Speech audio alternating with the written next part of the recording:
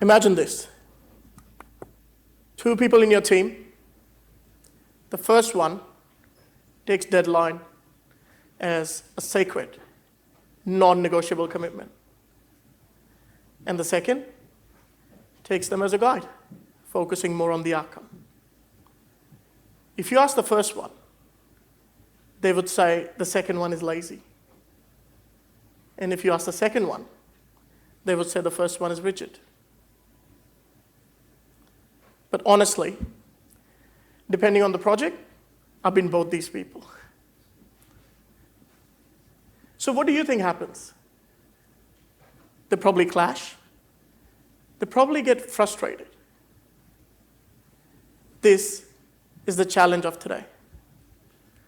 All of us are looking at the same world through a different lens. And if the leaders of today don't learn how to fuse it, we risk losing more than time. Here's what makes it harder. Most of the teams are built with this unsaid assumption that we all think the same way, which we don't.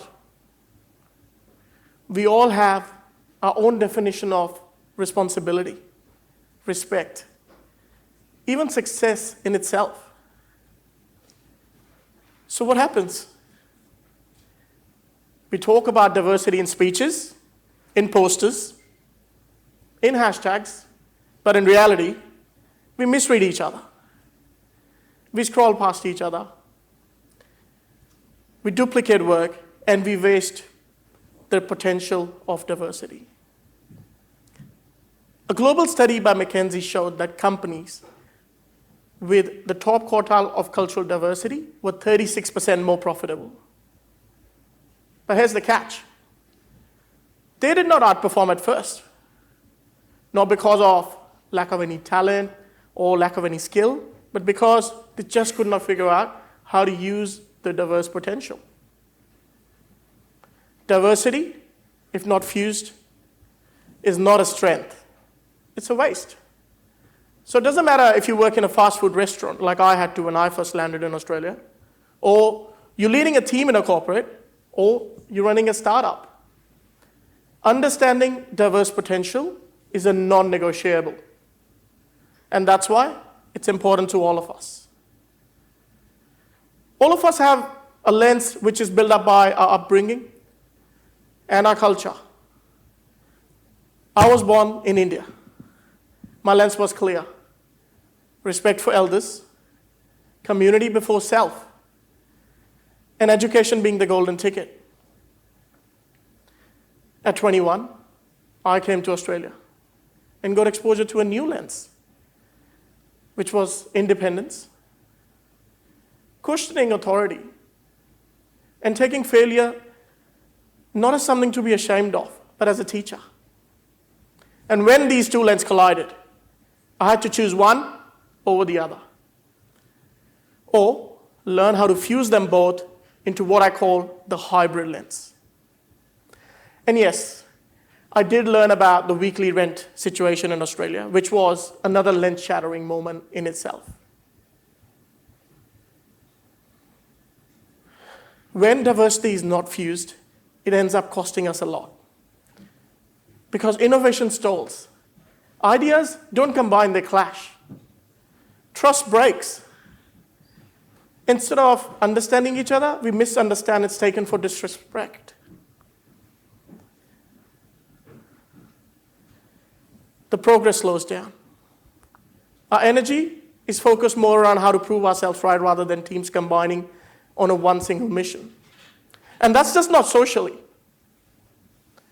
In socials, we actually scroll past people we don't agree with. We unfollow people who think differently. And we build these echo chambers of our own making. A world this diverse, and we are choosing to waste it. At first, living in a new culture was hard for me too. In India, I was taught Atithi Devo Bhava, which means the guest is the God. You feed them until they can't move. And in Australia, sometimes when you are invited to a barbecue, you have to take your own meal. The first time that happened to me, I thought to myself, is this a trap? How can I be a guest and expected to take my own meal? But when I stopped judging and started understanding, here's what I learned. One was care through abundance, and the other was equality through contribution. And there's a lot of perspectives that gain out of it. I learned how it helps you expand your thinking. You learn to connect the dots other people miss. For example, if you go to a cultural festival, you can see their logistics, and you can use it with their project teams. You build empathy. You just don't listen to respond. You listen to understand.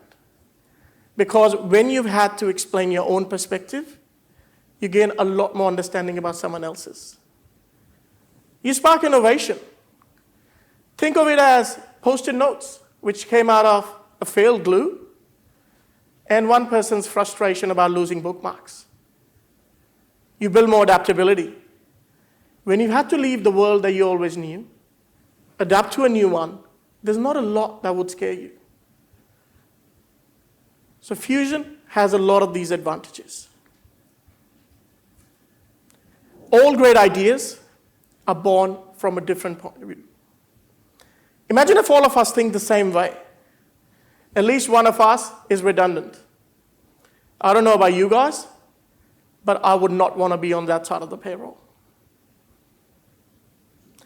Most of the migrants, like me, understand that perspective.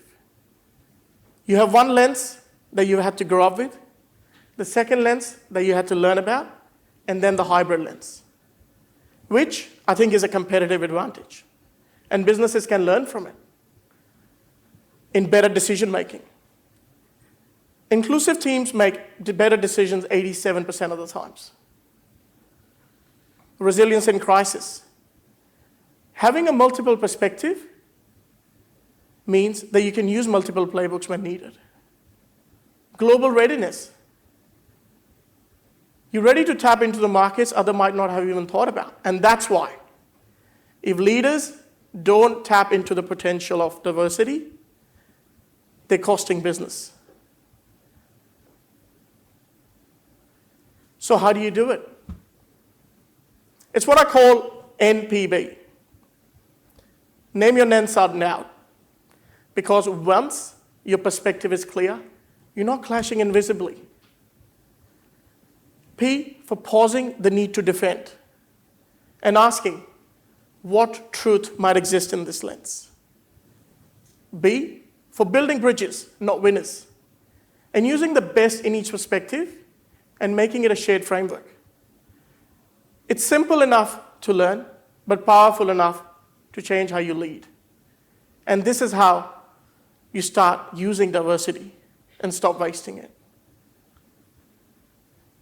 So for all of you who love a challenge, here's my challenge to you. If you're a leader, when you get into an argument or you're trying to solve one, don't think who's right. Think how can you combine that perspective and make something new out of it. If you're a student, don't just hang out with people who share your perspective. Go and seek the unfamiliar. And if you're an individual, learn to combine the different lenses you have exposure to into something new. Because that's where creativity lies. That's where the future lives.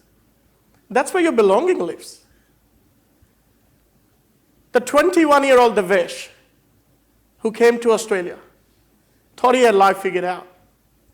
But there's one thing that I have learned, is that my lens was not the only one.